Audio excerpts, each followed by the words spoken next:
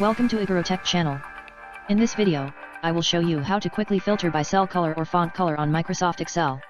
You can quickly filter data based on visual criteria such as font color or cell color. To do this, select your table or a range of cells that contains the cell color or font color that you want to filter by. On the Data tab, click Filter. Click the arrow down in the column that contains the content that you want to filter. Under Filter, in the By Color pop-up menu, select cell color or font color and then click the criteria. For example, to filter cell with no fill, just click on the No Fill option under the Filter by Cell Color. And to filter with font color red, just click on the red option under the Filter by Font Color. This covers how to filter by font color or cell color in MS Excel. If you found this tutorial is helpful, please give us a thumbs up and don't forget to subscribe on our YouTube channel. Thank you very much for watching and have a great day.